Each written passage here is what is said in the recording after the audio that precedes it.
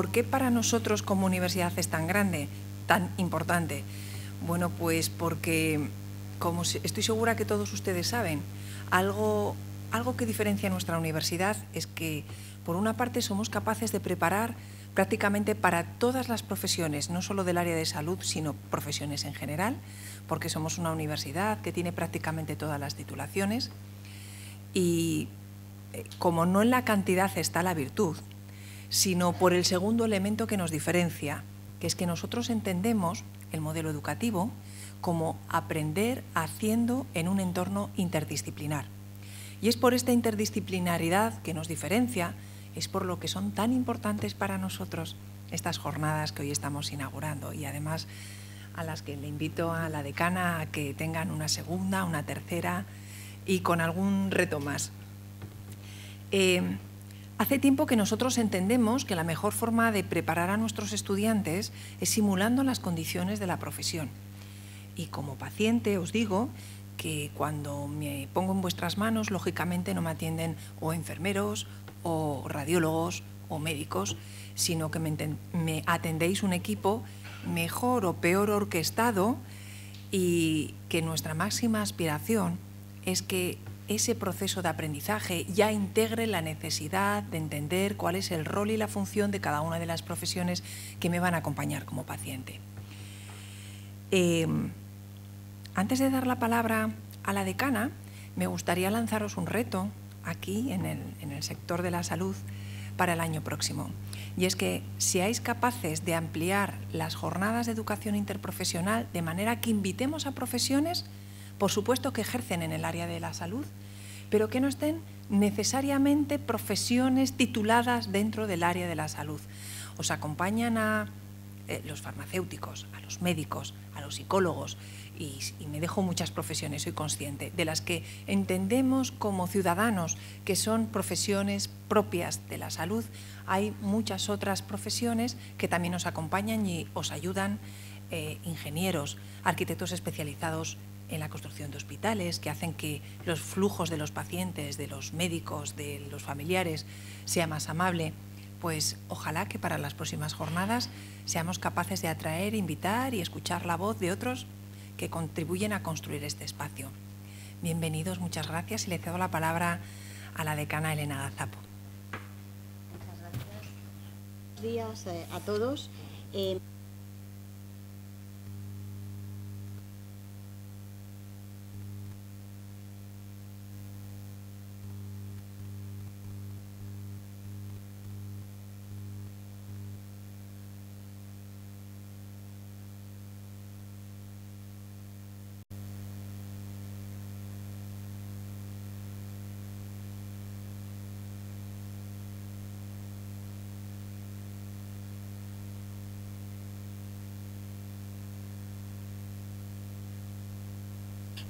Con presencia en 17 países, 37 instituciones y 147 campus.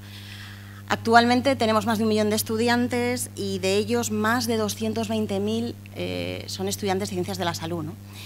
Algo que yo creo que todos los que trabajamos aquí lo sentimos como una grandísima responsabilidad, ¿no?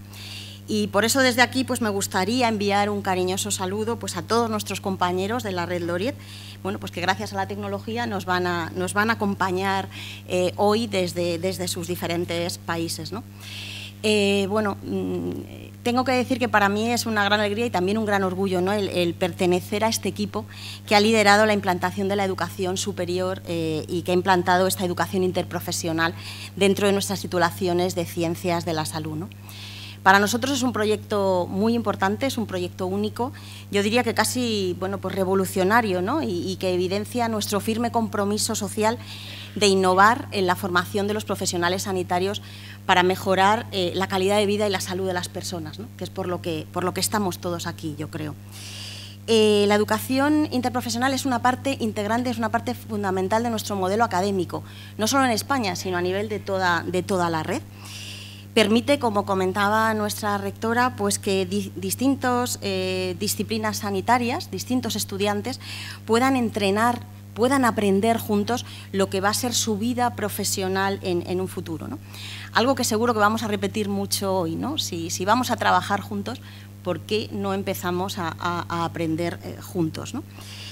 La educación interprofesional mejora la seguridad de nuestros pacientes, mejora la eficiencia de nuestro sistema sanitario, y yo creo que estos dos grandes titulares creo que son ya suficientes, ¿no?, para la reflexión de parte o de toda la jornada de hoy, ¿no?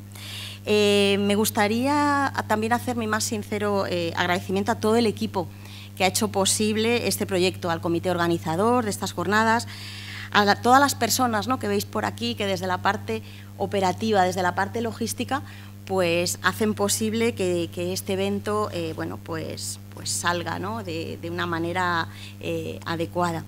Por supuesto, a nuestro claustro y a nuestros estudiantes, que son los verdaderos protagonistas de este modelo académico, que yo creo que es ya una referencia nacional e internacional. Y permitidme que haga pues dos agradecimientos muy personalizados, uno a nuestra directora académica, a Eva Icarán, y por supuesto pues al doctor Juan José Beunza. El doctor Beunza es la persona que junto con Eva lidera este proyecto, es el responsable que estemos hoy aquí, el verdadero motor de esta educación interprofesional, no solo aquí en España, sino fuera en toda la red. Así que muchísimas gracias a los dos por todo este trabajo, ¿no?, y por todo este buen hacer, que seguro, ¿no?, que nos va a ayudar a todos a creer, ¿no?, en esa idea de que juntos podemos cambiar la educación superior en ciencias de la salud. Y sin más demora, pues me gustaría dar paso a la conferencia inaugural, presentar a nuestro invitado, al doctor Boi Ruiz García. Seguro que todos le conocéis. Es un ponente con una amplísima experiencia y además una experiencia en muchísimos ámbitos y en muchos campos, ¿no? Bueno, pues es doctor en Medicina por la Universidad de Barcelona y diplomado en Gestión Hospitalaria, con amplia experiencia docente porque ha participado en diferentes máster en dirección y gestión sanitaria, pues en universidades muy prestigiosas. Tiene experiencia clínica, tiene experiencia en gestión, pues consultoría, ha ocupado cargos institucionales y quizá pues por el que todos más le conocemos es por su experiencia política como conseller de salud de la Generalitat de Cataluña.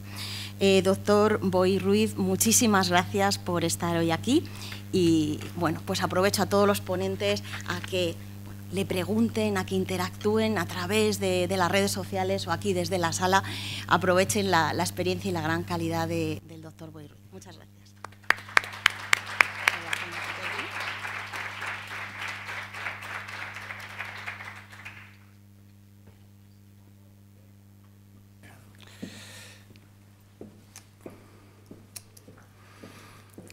Bien, muy buenos días a todos y a todas. En primer lugar, pues mi agradecimiento por la confianza que me hacen pensando en que pueda aportar alguna cosa a eso que tenemos que llamarle trabajar juntos, ¿no?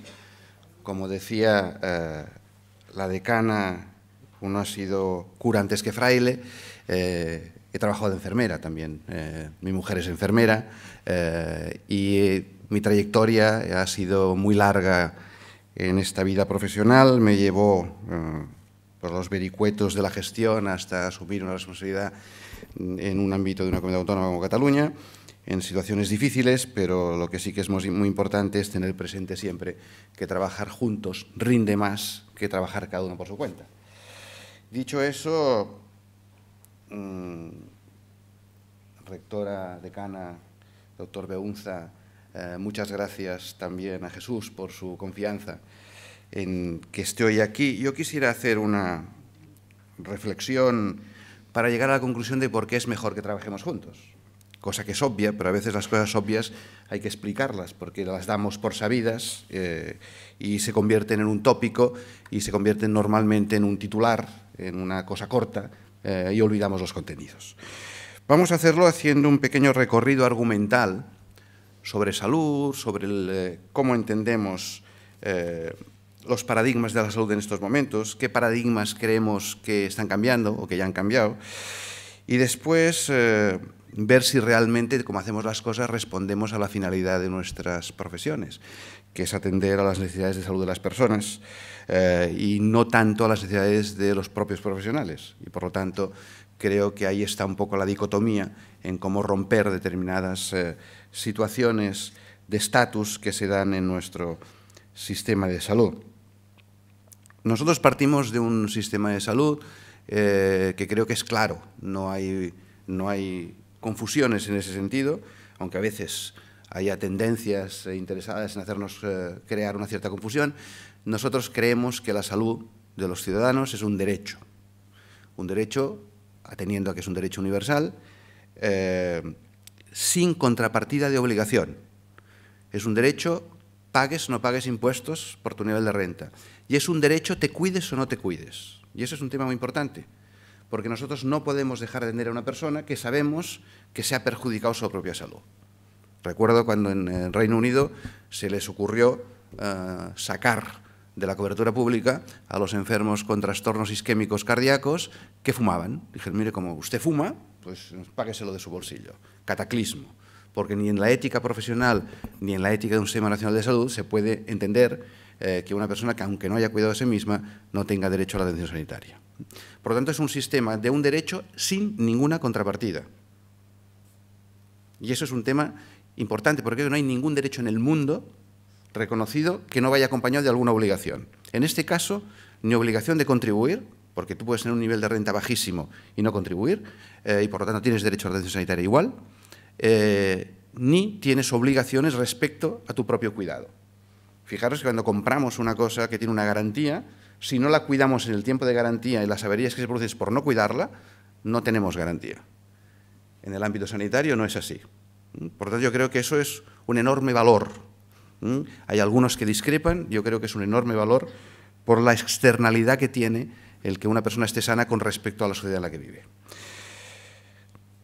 Decíamos, y la decana ha hecho la rectora sí, ha hecho un apunte muy importante respecto a otras profesiones, pero yo iría mucho más allá respecto al papel que tienen otras profesiones, no solo en la actuación en el ámbito sanitario, sino en el conjunto de aquellos factores que condicionan nuestra salud.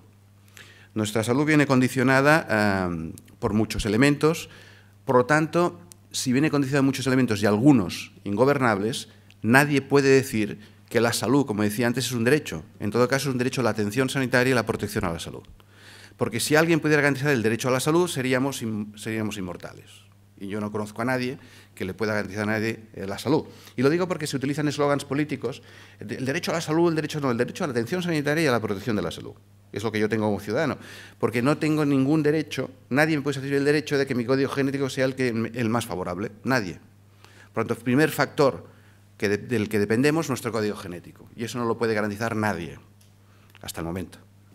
Otra cosa es nuestro reloj biológico. Nuestro reloj biológico nos marca hasta qué edad vamos a poder vivir aproximadamente. Dicen que si no hubiera ningún factor que nos condicionara más, si estuviéramos en una urna, como aquel que dice, en una burbuja viviríamos unos 120 años. Eso es la programación que tenemos. Por lo tanto, nadie nos puede garantizar la salud eterna. Y dependemos no solo de ese reloj biológico, de ese código genético, sino de una cosa que yo he venido llamando en los últimos años el código postal. Aparte del código genético, el código postal. Lo pueden utilizar, no es que yo lo diga, lo digo habitualmente, pero yo creo que es una cosa que es muy importante de determinar. El código postal quiere decir que nuestra salud depende de dónde vivimos, quiere decir dónde nacemos, dónde crecemos, dónde envejecemos. Nuestro pronóstico de longevidad no es el mismo aquí que en un país centroafricano. Lo digo porque muchas veces nos quejamos de todo lo que tenemos y hace falta mirar un poquito fuera, a veces en relación a las cosas que tenemos buenas y algunas que no tenemos tan buenas, pero respecto a otros, sí. También es cierto que ese código postal en estos momentos tiene unos retos diferentes a los clásicos, que tendremos que abordar juntos, y me referiré a unos cuantos.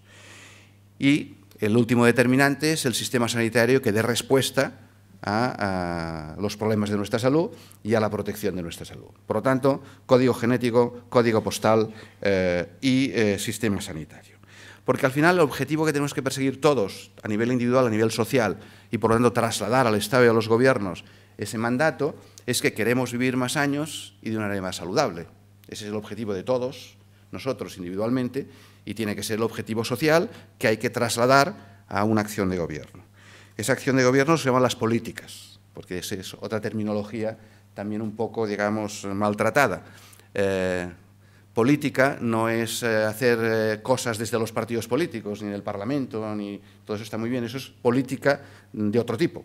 La política, como sabéis, va acompañada, es un sustantivo que va acompañado de adjetivos, política de empresa, política de recursos humanos, política de salud.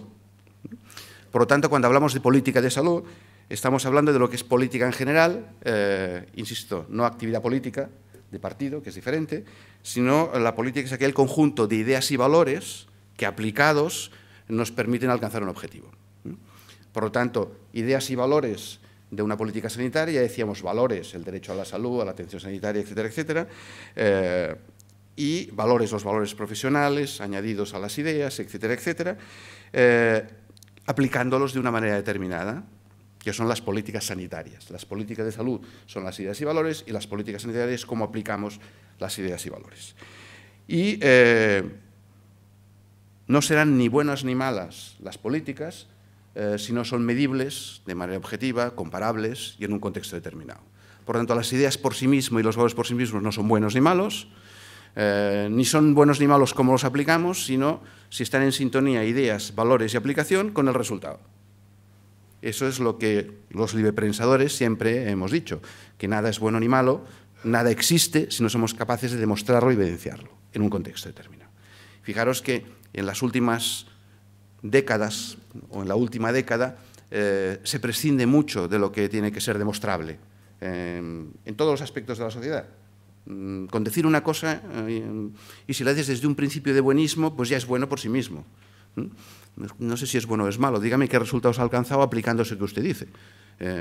Y hay experiencias previas de lo que usted dice, en un sentido o en otro. Por lo tanto, insisto en que muchas veces el error está en la aplicación y otras veces que estamos aplicando ideas y valores que no son los adecuados para resolver ese problema. A partir de aquí, yo creo que el ámbito académico es en el que la sociedad tiene que depositar el valor y el reconocimiento de las evidencias. La evidencia científica está en el ámbito académico y, por lo tanto, el ámbito académico es el que dice si una cosa es buena o es mala, porque es capaz de objetivarlo, es capaz de medirlo, es capaz de compararlo en un contexto determinado. Lo demás son opiniones, y este es un país muy opinado, y somos un país que se ha educado en la opinión en el fútbol. Todo el mundo es seleccionador nacional, todo el mundo hace alineaciones, todo el mundo haría los cambios, pues eso lo hemos trasladado a la vida en general. Y todo el mundo puede opinar de la ciencia, todo el mundo puede opinar de la medicina. Luego tenemos fantásticos asesores ciudadanos como el doctor Google, que permiten que en cualquier momento, consultando a Wikipedia, pues tú puedas sentarte delante del médico sabiendo lo que ya tienes, ¿no? O delante de la enfermera diciendo, no me pinche aquí, que dice que me tiene que pinchar primero aquí. Todo eso, cuidado, está cambiando unos paradigmas determinados. Decíamos que el código postal se enfrenta a unos retos muy importantes, de cambio, porque el código postal ya no tiene las fronteras tan determinadas como las tenía hasta ahora. Tenemos retos culturales enormes. Hay un mestizaje cultural, cada vez será mayor, que no se daba 30 años atrás o 40 años atrás. Las culturas estaban cerradas en sus fronteras de código postal, eran conocidas desde el código postal de al lado, pero no eran mestizas. Y cuando hablo de culturas, hablo de culturas religiosas, de culturas de valores, etcétera, etcétera. Y eso va a repercutir en la salud de una manera notable como factor. Por lo tanto, no solo los profesionales que trabajan en el ámbito sanitario en aquellos aspectos de integración de culturas en nuestro modelo sanitario, sino aquellos que fuera del sistema sanitario actúan sobre la cultura, tienen un papel importante que de alguna manera tenemos que orientar desde las ciencias biomédicas. No hace falta hablar de lo que supone la globalización en términos ya epidemiológicos, ya no digo en otro tipo de términos, ¿no? Lo hemos visto hace poco y cometemos el error, paradigma anterior, de pensar que si hay un ébola, mientras estemos aquí armados hasta los dientes y vamos contra los aeropuertos, no enfermaremos. Como no vayamos allá a solucionarlo, porque no es un problema solamente epidemiológico y sanitario, sino es un problema social y económico, si no vamos allá a solucionarlo, tendremos un problema gravísimo, porque los virus viajan en avión y además nadie les pide pasaporte ni nadie los registra las entradas y salidas de los países.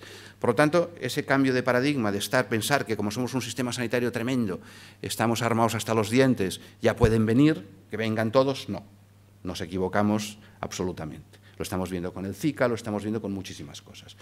Pero seguimos respondiendo igual, si os fijáis, seguimos respondiendo En las políticas, igual.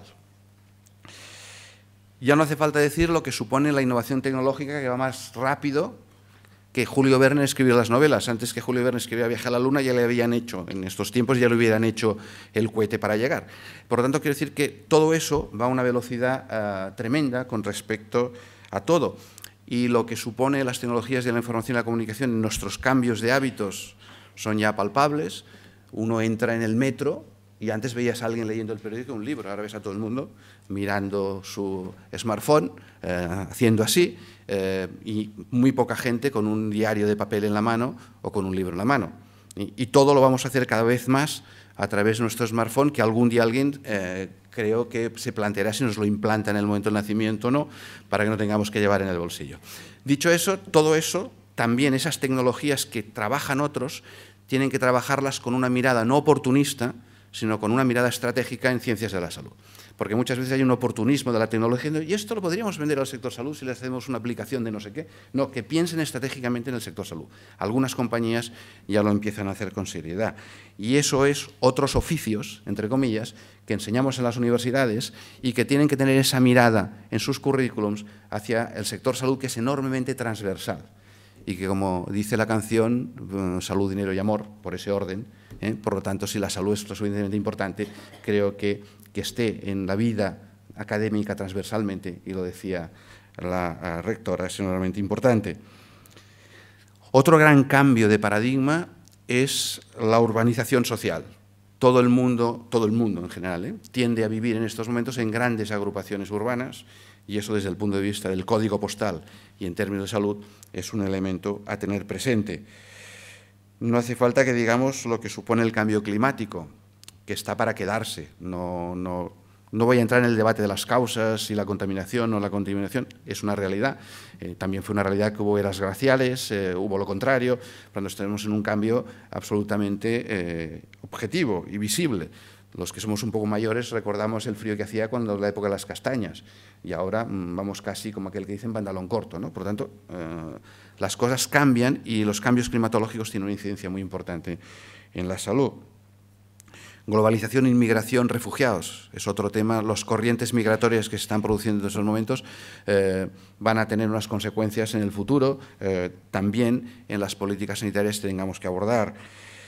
Y la crisis económica que está un poquito instalada, que no ha ido a peor, pero sí que ha impactado enormemente en aquella parte de la sociedad que sostiene el estado del bienestar, que es las clases medias. Cuando se habla que la crisis afecta a la crisis afecta a las clases medias y pone en mucho más riesgo a las clases medias y afecta mucho más a las clases menos favorecidas. Pero dicho esto, en un sistema proteccionista como el nuestro, en una situación de crisis económica, lo mejor que te puede pasar es ser muy rico o pobre de solemnidad. Porque el pobre de solemnidad tendrá toda la soledad posible, el muy rico no la necesita y el que padece es el que está en medio. Y, por lo tanto, la sociedad del bienestar la inventamos las clases medias, no las inventaron ni las clases populares, así llamadas, ni la inventaron los ricos. La inventó un reparto de la riqueza que permitió que, a través de nuestro esfuerzo fiscal, nos retornara el Estado aquel esfuerzo que hacíamos a todos de una manera más o menos igual. En todos estos retos es muy importante que estén de Cana presentes las ciencias biomédicas. Creo que todos esos retos van a afectar a nuestra salud y a esa longevidad que todos queremos de mayor calidad de vida. Si nos fijamos en los cambios de paradigmas, ahora ya voy a la atención sanitaria, hemos dicho código postal, código genético, código postal, sistema sanitario, los paradigmas y retos de la atención sanitaria que nos tienen que llevar a aprender de otra manera. Nosotros estamos pasando, y además si queremos hacer sostenible un sistema sanitario en términos de gestión, no nos quedará otro remedio, estamos haciendo un cambio de paradigma que va más lento de aquello que debería ir, que es que hemos pasado de la concepción ancestral de nuestro sistema de salud como seguro de enfermedad, recordar el seguro obligatorio de enfermedad, a un sistema nacional de salud que todavía se comporta excesivamente como un seguro obligatorio de enfermedad. Por lo tanto, no hemos variado más que en el concepto, pero en la aplicación de la idea y valor seguimos aplicando la idea y valor que la hemos cambiado con una actuación que sigue siendo prioritariamente de atención a la enfermedad y no de protección de la salud. Y cuando digo protección no estoy hablando de prevención ni de promoción solamente, estoy hablando de una manera mucho más holística, como decía antes, código postal y sistema sanitario. Porque ahora de qué nos ocupamos, nos seguimos ocupando mucho más de la enfermedad que de la salud. Luego os haré unas preguntas para, en la propia respuesta podréis ver lo que estoy diciendo. Porque no solo nos tenemos que ocupar, como decía antes, de la enfermedad y estar armados hasta los dientes, eso es irrenunciable. Pero decíamos antes de entrar, ¿no? El sistema sanitario será sostenible porque seamos capaces de responder a toda la siniestralidad, o será sostenible porque tengamos menos siniestros. En ética sanitaria, ¿qué es mejor, tener menos siniestros o ser, yo decía antes, cuando con Mate Sanz hacíamos ruedas de prensa en su momento, yo siempre defendía que para mí era un fracaso ser el primer país del mundo en trasplantes.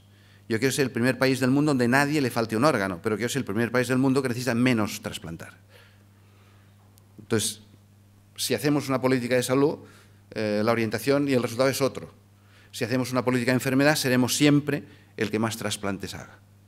Y esa es la dicotomía en la que tenemos que movernos desde el punto de vista de qué tenemos que aprender para que ese cambio de paradigma lo podamos liderar de verdad y no nos venga además impuesto por una realidad que es la que es.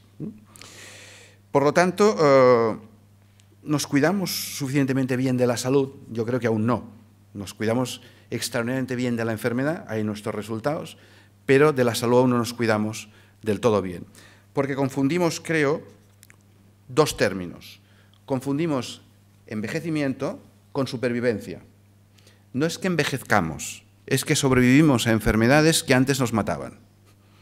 Y sobrevivimos muchos años y nos llaman crónicos. Y eso no es envejecer saludablemente. Eso es un sistema que ha tenido la enfermedad, que ha hecho posible que yo sobreviva, que es la función de un sistema sanitario, y pueda vivir más años en unas condiciones determinadas. Es la supervivencia la que nos da el envejecimiento. No hacemos un envejecimiento biológico natural. Fijaros, cuando el primer problema de salud, de atención sanitaria, que se plantea en nuestro país es la cronicidad como respuesta de éxito a un sistema de atención a la enfermedad. La cronicidad que la planteamos como un problema no es un problema, es un éxito de un sistema asistencialista de la enfermedad. Por lo tanto, tendríamos que estar muy contentos de tener esa cronicidad, que como sabéis muy bien no se puede atender desde un modelo divisional o desde un modelo unidisciplinar. Porque fijaros lo que quiero decir cuando digo el cambio de paradigma en relación a la atención a la enfermedad, hablo ahora. Yo os hago una pequeña pregunta. ¿El infarto es una enfermedad del corazón o una enfermedad que se manifiesta en el corazón? Porque si respondemos que es una enfermedad del corazón, ya estamos bien como estamos. Y todos le haremos la ola a los cardiólogos. Si decimos que es una enfermedad que se manifiesta en el corazón, estamos hablando de otra cosa. Y el cardiólogo está al extremo del problema. Es la última solución al problema, no la solución al problema. Y por lo tanto, la organización sanitaria y las disciplinas que tienen que trabajar juntas es muy diferente si respondemos diciendo que es una enfermedad que se manifiesta en el corazón a que si decimos que es una enfermedad del corazón. Exactamente lo mismo que decía antes respecto al trasplante renal, por ejemplo, ¿no? La insuficiencia renal es una enfermedad del riñón o una enfermedad que se manifiesta en el riñón. ¿Tenemos que ser el primer país en supervivencia al infarto? Sí, pero tendríamos que ser el país que tenga menos infartos. No se trata de que da igual los infartos que tengamos porque sobrevivimos. Pero vuelvo a decir, sobrevivimos, no vivimos saludablemente.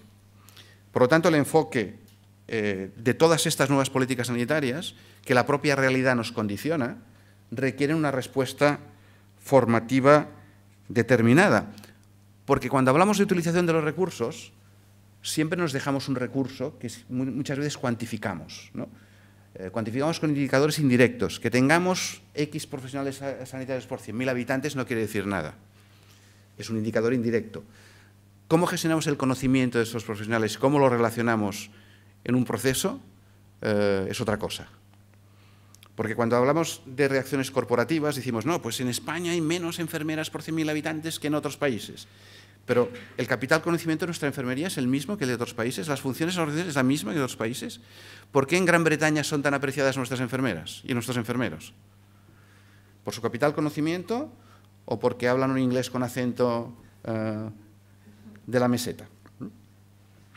Entonces, hay que comparar y, sobre todo, cuando hablamos de gestionar recursos, no estamos hablando de gestionar cuántas personas, no sé cuánto por puesto de trabajo, sino cómo gestionamos el capital conocimiento que tenemos para interactuar delante de un problema. Y las personas en nuestro sector son capital conocimiento. Capital conocimiento al que si le añadimos experiencia, le llamaremos competencias. ¿Qué competencias tienen? ¿Cómo gestionamos las competencias de nuestros profesionales? No cómo gestionamos, porque al final y al principio, nuestro negocio, entre comillas, es atender personas a través de otras personas poniendo una máquina de vez en cuando en medio.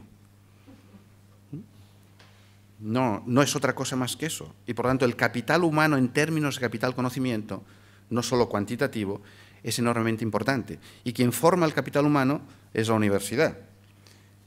¿Cómo nos han formado hasta ahora? A mí, al menos. Me explican que hay una cosa que se llama órgano, que junto con otro forma un sistema.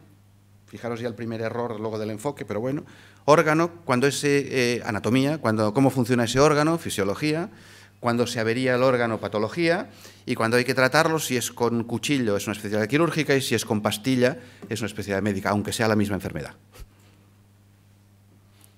Y a partir de aquí vamos y organizamos el sistema sanitario. Dejamos un cajón desastre que llamamos médico de familia, que ahí cabe todo, y el resto, un modelo divisional, en el que alguna vez tiene la tentación la enfermería de decir, queremos ser iguales, yo quiero ser enfermera especialista en no sé qué. Repensemos. Una vez nos enseñan así, pues un episodio de una enfermedad, la biografía patológica de una persona no es secuencial, es lineal, es una historia clínica, le llamamos historia clínica. En esa historia intervienen diferentes actores, pero la historia es única. Y fijaros, teniendo en cuenta que somos capaces de admitir que biológicamente somos un sistema, porque el hígado solo no funciona, el riñón solo no funciona, funcionamos todos interaccionando, damos una respuesta aislada por órganos. Aunque nos digan patología del aparato digestivo.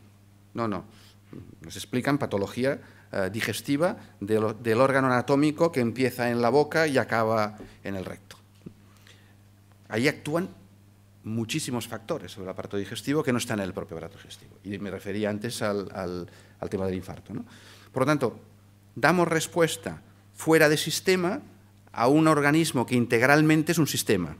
¿Cómo podemos dar respuesta divisional o unidisciplinar a un problema de un sistema? Sabemos que una afectación de un órgano cualquiera no solo afectará a ese órgano, o es afectada por problemas de otros órganos o tendrá consecuencias respecto a otros. Y lo abordamos desde un punto de vista, tal como a mí me formaron, muy unidisciplinar. Y curiosamente, como eso no lo aprendemos así, cuando vamos a la realidad nos dicen que tenemos que trabajar de una manera multidisciplinar, integrada, nos lo piden las autoridades. Oiga, ¿pero qué pasa? Las autoridades hemos montado el sistema sanitario de acuerdo en cómo nos lo han enseñado. Y es más, como el sistema sanitario público se basa en el derecho administrativo, organizamos el sistema sanitario igual que se organiza la administración.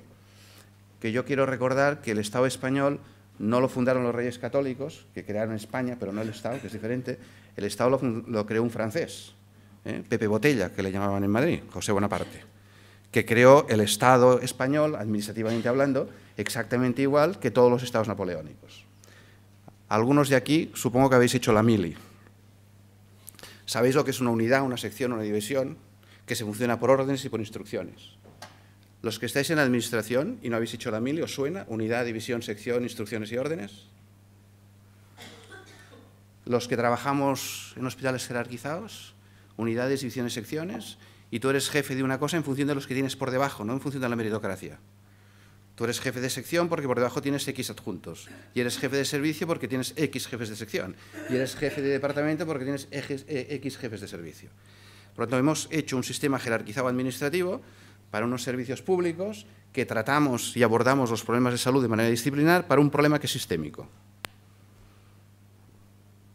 Y aún así estamos muy bien. Estamos extraordinariamente bien. Por lo tanto, estamos en una posición de oportunidad para hacerlo aún mejor. Si es así, aparte de añadir a la formación, pero mejor dicho, a la información, lo que supone la formación, que es cultivar actitudes y aptitudes con P, necesitamos unos cambios importantes en cómo abordar esa formación para atender sistema, para atender personas. Cuando hablamos de personas estamos hablando de un sistema. Y ojo, no solo estamos hablando del sistema biológico que tenemos que atender, es un sistema biosocial, porque esa persona está en un código postal. Y si está en un código postal, los factores del código postal más próximos en los que vive también van a ser nuestra responsabilidad, y eso es lo que intenta abordar la atención familiar, la medicina familiar y comunitaria, que entienden muy bien desde la disciplina, cuando bajan a la trinchera, de que hacer atención familiar y comunitaria no es esperar detrás de una mesa en el centro de salud que venga alguien con un problema de salud, sino que es salir con él cuando viene a ver en qué condiciones vive con ese problema de salud. Y los que hacéis domiciliaria y comunitaria lo sabéis muy bien. Pero fijaros, eso viene de abajo. Lo aprendemos abajo o lo aprendemos después del grado. Por lo tanto, hay que introducir en la formación de base esos elementos sistémicos que no tienen.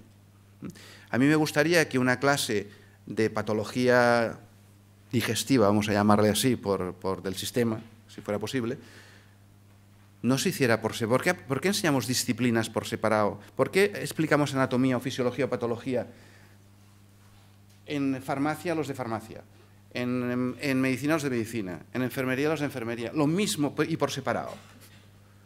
¿Cómo queremos establecer luego vínculos relacionales si les explicamos lo mismo pero por separado? Una cierta troncalidad en ciencias de la salud para explicar anatomía, la misma anatomía a todos, porque no tienen que saber anatomía diferente, la misma fisiología a todos, porque no tienen que saber fisiología diferente.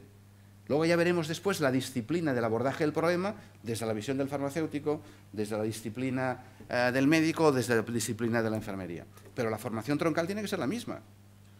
¿Por qué les explicamos por separado? Y luego cuando salen fuera, y ahora hablaros, porque claro, no puede ser que nos habléis el farmacéutico con el médico de primaria, interactuéis para que el tratamiento del diabético sea lo más adecuado posible. No tiene sentido. Por lo tanto, hay que hacer una cierta reflexión desde la propia universidad, porque el cambio estará en la universidad.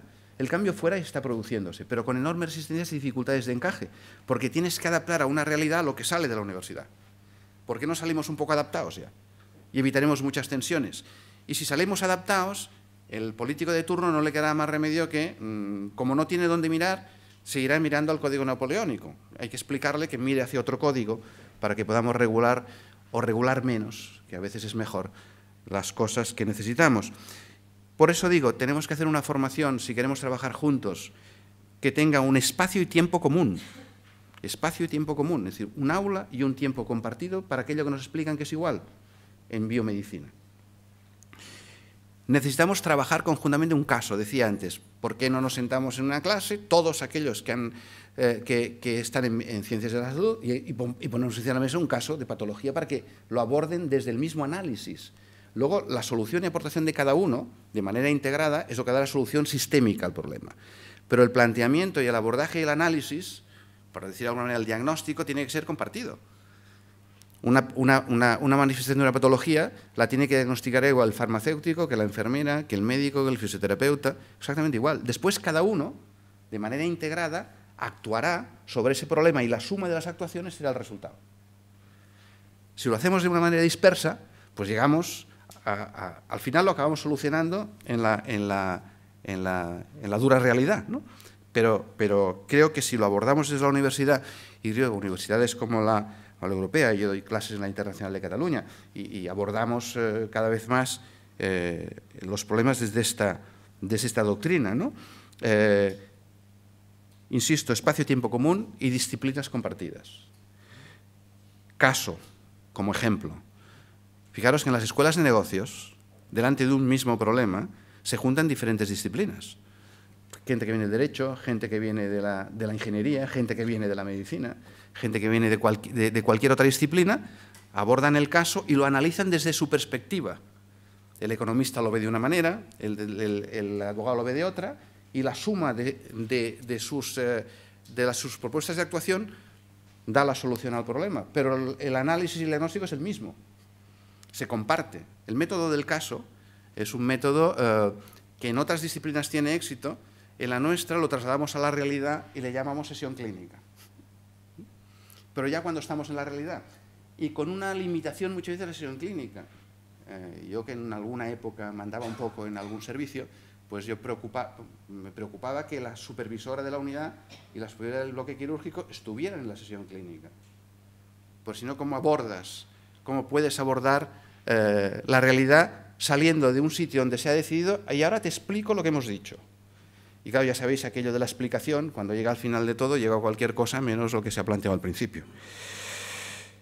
Y necesitamos más escenarios que compartir.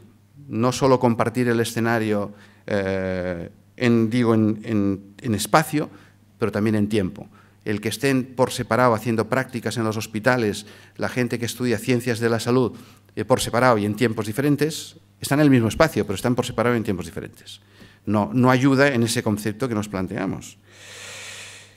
Insisto, si queremos tener una atención eficiente, tenemos que hacer una gestión eficiente del conocimiento. No solo de los recursos humanos cuantitativos, sino del conocimiento que tienen esos recursos humanos. Porque cuando decimos en un centro de salud que en verano, pues mira, pasamos sin administrativo, pero ponernos una enfermera más, estamos haciendo gestión del conocimiento, no estamos haciendo gestión de recursos humanos de cantidad. Y si administrativamente no se puede, estamos haciendo gestión administrativa de los recursos humanos, no gestión del conocimiento. Cuando estamos diciendo en un área básica de salud que sería bueno que las personas que hacen las rotaciones de sustitución sean siempre las mismas, no, tiene que ser la bolsa de trabajo por orden, estamos haciendo gestión de recursos humanos o gestión de conocimiento. Por lo tanto, fijaros si hay que inducir cambios que vendrán desde la formación troncal. Y para eso necesitamos instrumentos que hagan el cambio. Algunos instrumentos para modificar esas actitudes y pensamientos a veces estereotipados son aquello que llamamos los centros de simulación o los hospitales virtuales, que sería el gran deseo de cualquier ministro de Economía, que hubiera hospitales sin enfermos. Eso sería un éxito. No me los llenéis de enfermos, que es cuando gastan, te dicen. Y, por lo tanto, yo creo que es muy importante que en ese concepto de instrumentos de cambio tengamos esos escenarios de simulación, porque como la realidad es la que es, intentemos que en esa simulación esté esa realidad. Un paradigma de lo que estamos hablando en trabajar sin decirse lo que hay que hacer es la RCP. La RCP entrenada y nadie le dice al otro, tú haces esto, tú haz lo otro, deja de hacer aquí. Todo el mundo sabe lo que tiene que hacer, porque ya lo ha hecho antes. Y sabe cada uno cuál es su papel. Y saben que todos buscan un único resultado, que es ver que aquello que es así haga así. Y cuando hace así, se relaja todo el mundo. Y por lo tanto, lo tenemos como ejemplo de paradigma, ¿no? Pero es que no solo es la RCP, es aquello que decíamos de la atención comunitaria, el solucionar un problema de salud todos juntos, no tan inmediato como es una RCP, sino a medio o corto plazo. Todo eso es lo que tenemos que introducir en los escenarios de hospitales como el que vosotros tenéis aquí y como el que también tenemos en la Internacional de Cataluña. Pero dicho eso, esos escenarios también sé que producen esa sesión clínica conjunta a la hora de abordar un problema. Y yo creo que hay que trasladar mucho más esa simulación, perdón, la realidad a la simulación, e incorporar a la simulación la realidad, porque es lo que se van a encontrar. Y es muy diferente salir al mundo profesional y encontrarte con una realidad que no es aquella realidad con la que tú has aprendido tu profesión. Y creo que, de alguna manera, tenemos que plantearnos que todas esas modificaciones de actitudes, todas esas dificultades de comunicación entre profesiones, requiere ese abordaje que tenéis que hacer y creo que estáis haciendo muy bien desde la Universidad Europea. Y tenemos que tener también presente que el trabajo en equipo no es una aptitud con P. Fijaros que en muchos currículums la gente, para venderse, entre comillas, dice, sé trabajar en equipo. No, no, estoy dispuesto a trabajar en equipo. Eso es una aptitud. Tiene que ser una competencia, evaluable, medible. Sabéis que yo insisto siempre en que lo que no es medible y comparable, el trabajar en equipo no es una actitud y una predisposición. Evidentemente, si no la hay, no tendrá resultados. Pero el trabajar en equipo tiene que ser una competencia que se tiene que adquirir, y se tiene que adquirir en la universidad. Como decía antes, se adquiere cuando hacemos una RCP en un hospital simulado, cuando nos reunimos para tratar un caso de un crónico en una clase, y me dejo otro actor importante a incorporar sistemáticamente en el sistema, que es el paciente. No aquellos que vienen a hablar en nombre del paciente. Yo en mi época de consejero todo el mundo venía a hablarme en nombre del paciente. Todos, desde la industria farmacéutica, los colegios profesionales, todos venían a decir que lo que me proponían era bueno para el paciente. Pero el que no venía era el paciente. Cuando incorporamos al paciente hicimos muchas cosas que no hubiéramos podido hacer, en una situación de mucha dificultad, si hubiéramos necesitado solo el consenso de los profesionales y las resistencias que oponían a determinados status quo. Por lo tanto, el paciente también hay que incorporarlo en el proceso formativo, y con esto acabo, porque al final el sistema sanitario, esa parte de los condicionantes del sistema sanitario, debe curar, debe cuidar, pero también debe proteger. Muchas gracias.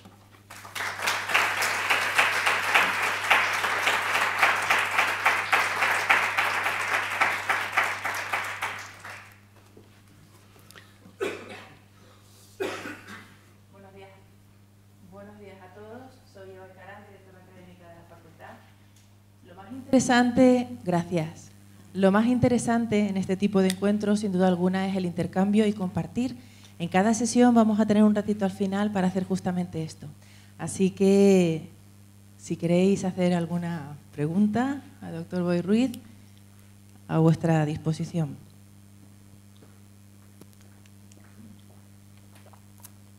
No me puedo creer que se ha dejado convencidos.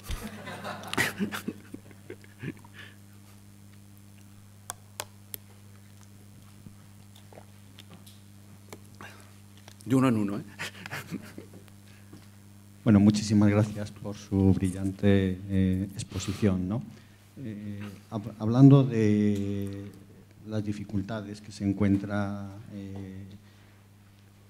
el trabajo interprofesional en el mundo asistencial, cuando el alumno ya sale de la universidad y se incorpora a la realidad asistencial, ¿no? Vemos, o yo aprecio, que hay una gran resistencia profesional. Muchas veces hay demasiados planteamientos corporativistas que no benefician verdaderamente este trabajo interprofesional. Es verdad que si el análisis lo hacemos desde el cuerpo a cuerpo, en la relación personal, esto no está presente de una manera tan marcada, pero sí en cuanto vamos subiendo a relaciones más institucionales, y a veces hay decisiones organizativas que cambian la cultura, que verdaderamente se tienen que resolver en decisiones estratégicas. Y ahí hay una importante presencia de planteamientos corporativos que dificultan precisamente esta política. Sin duda, por su experiencia como consejero, esto lo habrá vivido en más de una ocasión. ¿Qué se puede hacer, si es que se puede hacer algo? A ver, uno de los problemas que tenemos de denominador común en el conjunto del sistema es que no entendemos que un sistema sanitario no puede ser una burocracia arreglada, sino que tiene que ser una docracia. Y a eso le llamamos algunos autonomía de gestión. Es decir, si yo tengo que tener una población que tiene unas características determinadas con un equipo determinado, yo tengo que tener capacidad de organizarme como quiera, siempre y cuando rinda cuentas del resultado que se espera de mí. Eso tiene muchas limitaciones, y una es la que exponía. Cuando, de una manera bastante normalizada, en muchos centros de atención primaria, en Cataluña, pues tenía su propia cartera de servicios, la enfermería dentro del equipo de atención primaria, eso iba funcionando razonablemente bien. Se cometió el error de pensar que la única manera de extenderlo era que se formalizara el catálogo de prestaciones tributario de la enfermera y a partir de aquí se regula, se cuelga en la web correspondiente, automáticamente al día siguiente tienes a los sindicatos diciendo que eso no puede ser. Y tienen razón. Y tienen razón porque hay reglas que lo impiden, o que contradicen lo que ha regulado. Y además, para hacer determinadas cosas en la administración tiene que haber una norma. Una de las cosas que la administración no entiende es que no haya norma. Para hacer una cosa, no para no hacerla. Cuando yo decía, bueno, vamos a hacer esto, bueno, hay que hacer un decreto, una instrucción, una orden, ¿no?, que lo regule, pero si no hay ninguna norma que lo impide, ¿por qué no lo podemos hacer? ¿No? Porque el vacío no puede existir. Cada decisión que usted tome tiene que estar amparada y protegida por una norma. Entonces, claro, muy difícil, porque ¿cómo impones la adocracia, esa autonomía de gestión solo ligada a resultados? Y que se organice ese capital conocimiento como crea más conveniente para ganar ese partido que es su objetivo. Es como si burocratizáramos el fútbol y dijéramos que las tácticas solo pueden ser esta, esta y esta. Entonces yo creo que dentro de las profesiones tiene que haber la libertad, entre comillas, dentro de un equipo de asumir o no asumir determinadas responsabilidades. Y por lo tanto, la grandeza es que se haga dentro, no que haya una norma externa al equipo que diga usted tiene que organizarse de esta manera y las competencias de la enfermera serán estas, las del médico estas, las del trabajador social estas y las otras. Y claro, eso no nos evitará que haya gente más dispuesta o menos dispuesta a asumir más responsabilidades. Lo que el efecto paradójico o el efecto contraproducente es que cuando lo regulas, automáticamente son todos los que los pones en un brete porque hay alguien que dice esto usted no lo puede hacer y lo podemos demandar, ¿no? Pero yo creo que esas resistencias que encontramos a determinados cambios en las profesiones tenemos que intentar superarlas. Pero yo creo que serían muchos menos, insisto, en si la cultura y la formación con la que saliéramos de la universidad fuera diferente. Ese concepto de que somos una adocracia y que por lo tanto no se puede responder con la misma organización a una población con una pirámide de edades determinadas o un nivel socioeconómico determinado, no puede ser que sea ni con los mismos recursos ni con la misma organización. Y eso es lo que no hay capacidad de resolver desde el punto de vista administrativo. Y a mayor administrativización, más rigideces a la hora de ser adocráticos. Y hay dos tipos de empresa en el mundo que se definen en teoría de la organización como modelos adocráticos. Uno es la universidad. La universidad es adocrática en tanto en cuanto tiene que adaptarse a las necesidades de formación que el mercado, la sociedad necesita. Y por lo tanto no puede seguir enseñando lo mismo. Y la otra, la NASA.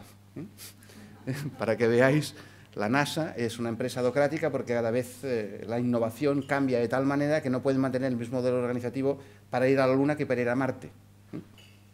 Y luego ya por descontado las empresas de conocimiento, pues como las consultoras, etcétera, etcétera, ¿no? Yo creo que el reto que tenemos es, por un lado, menos administrativización y por el otro lado, más formación, más en la génesis de las profesiones, el que eso ya no se traslade al mercado, pero es uno de los retos que tenemos en la actual situación.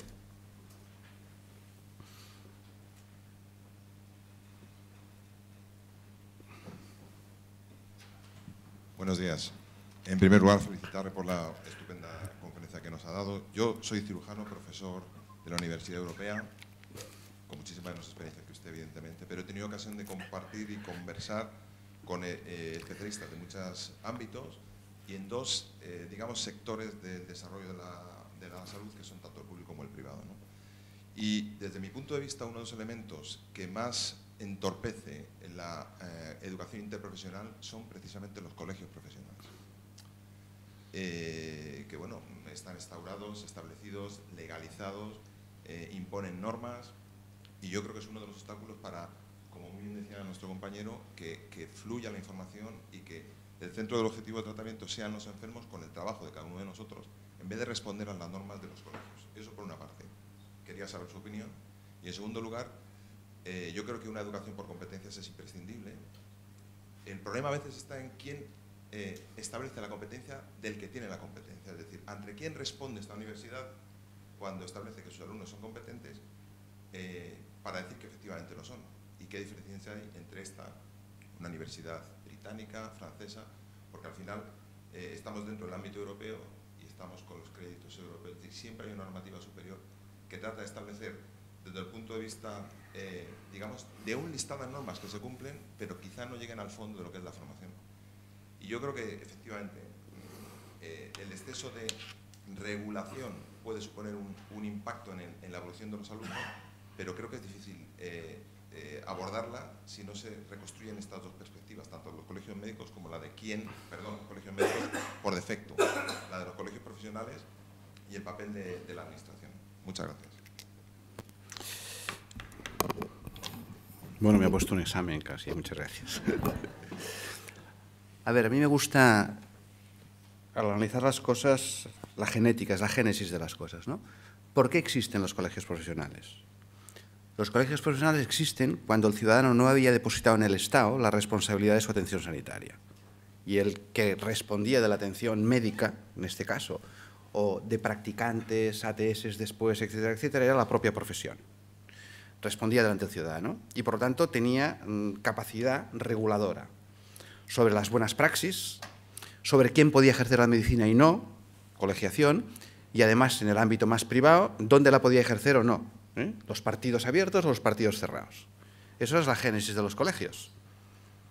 Claro, los colegios tienen que refundarse o reinventarse cuando ya no deposita el ciudadano en la profesión la garantía de seguridad en la atención sanitaria, la deposita en el Estado y el Estado tiene un agente, teoría de la agencia, el principal es el Estado, no es la profesión, y la profesión es el agente.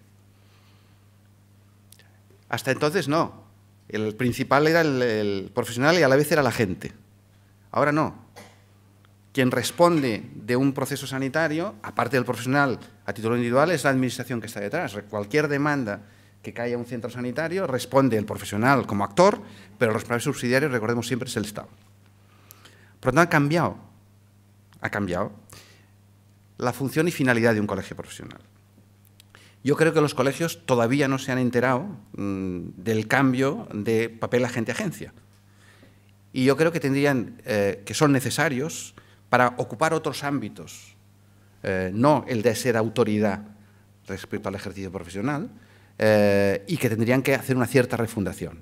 Los consejos y colegios, todo esto tiene muy poco papel en aquello que tenía el colegio antes, papel que ha ido progresivamente siendo sustituido por las sociedades científicas.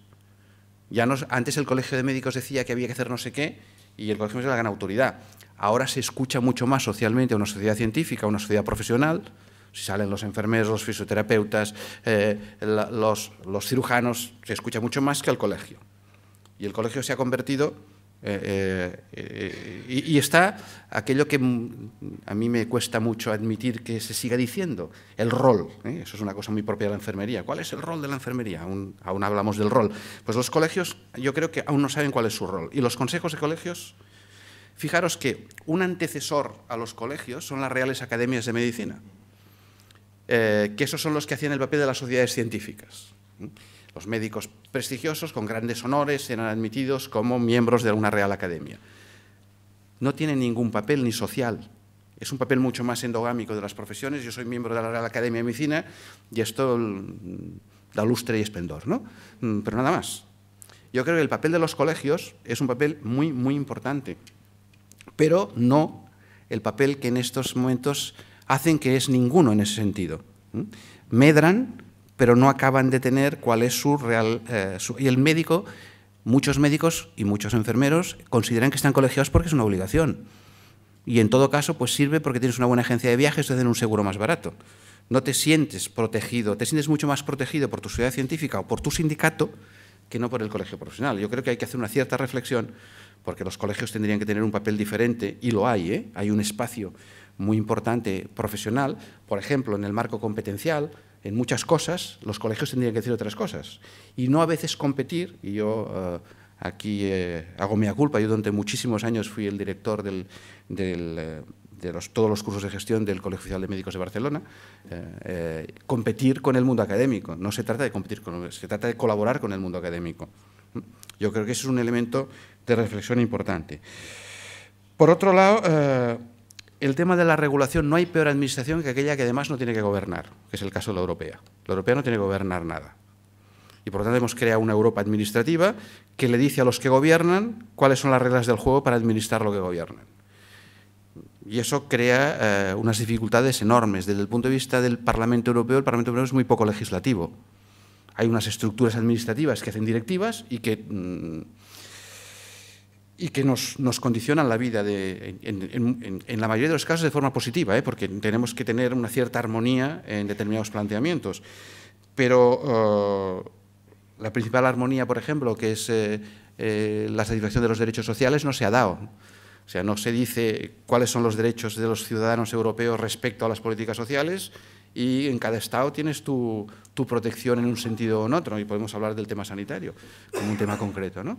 Pero yo creo que esa regulación requeriría una mayor participación democrática, y siempre confundimos la participación democrática con la participación de los partidos políticos a través de sus legítimos representantes. Cuando estamos hablando de la participación en el ámbito de la docencia, en el ámbito de las equivalencias universitarias, el mundo universitario tendría que tener un papel muy activo en ese sentido, no los ministerios, que también, pero el capital conocimiento que representan las universidades también, bajo un principio básico al que no puede renunciar la universidad y que no puede estar siempre enfrentada a una regulación que vaya en sentido contrario. La universidad se basa en la libertad de enseñanza. Una universidad que tiene regulado lo que tiene que enseñar no es una universidad. Y, por lo tanto, la libertad de enseñanza es la que te va a permitir adecuar tus programas al resultado. Pero fijaros que el condicionante de la administración siempre es regular el procedimiento, no el resultado. Tendrían que evaluar no cómo lo hace la universidad.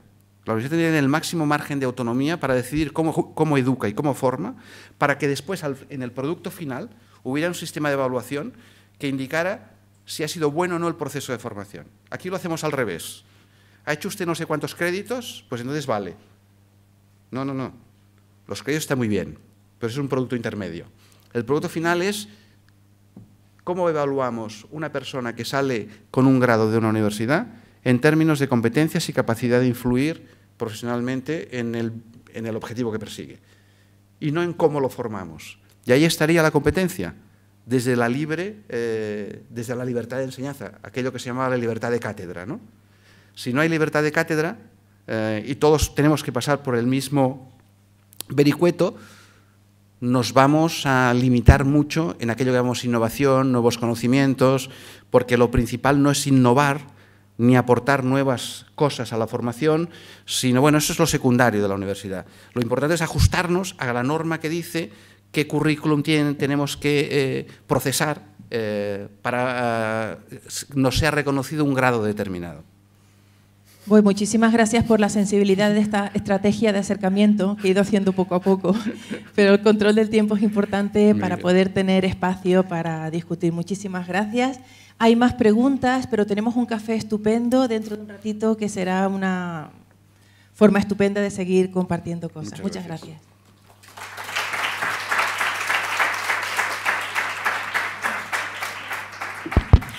Dejadme que os presente ahora nuestro segundo espacio para compartir y para la reflexión. Obviamente no soy José Antonio Sacristán, director de la Fundación Lili, que ha disculpado su presencia por un imprevisto, pero estoy encantada de poder presentaros a Juan José Beunza, aquellos que no lo conozcáis, sobre todo los que venís de fuera, y aprovecho para insistir en el agradecimiento de la rectora y la decana por haber hecho el esfuerzo de veniros hasta aquí.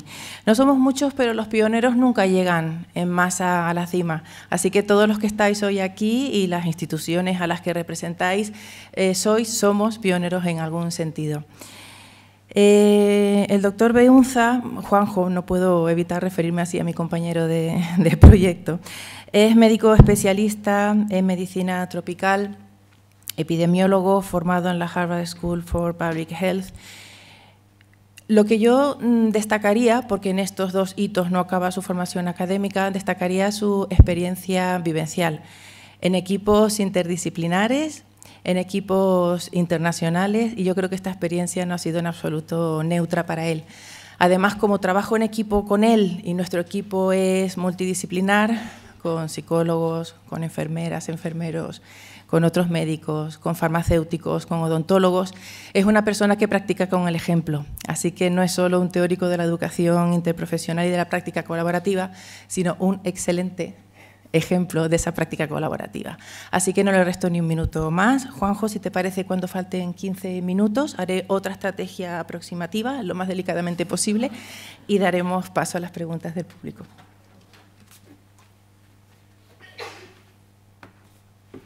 Muchas gracias, Eva.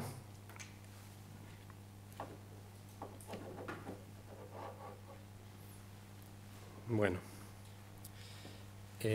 esta sesión la hemos pensado para que sirva de introducción al resto de las jornadas, después de la maravillosa presentación de Boy Ruiz, que he aprendido muchísimas cosas y me ha parecido muy interesante. Creo que hay muchas preguntas, va a haber oportunidades de que interactuemos. Voy a intentar, en el poco tiempo que tengo, dar una visión un poquito general de dónde viene la educación interprofesional, dónde estamos y hacia dónde quizás podemos ir. Lo primero es por qué la educación interprofesional. Y aunque hay muchas razones, la primera probablemente es la seguridad del paciente. Esto es una publicación del British Medical Journal que salió este año, en 2016. Voy a enseñar más, pero estudio tras estudio vemos que los errores médicos son un problema muy serio de salud pública. Este estudio calculó que los errores médicos son la tercera causa de muerte en Estados Unidos tras la enfermedad cardiovascular y el cáncer.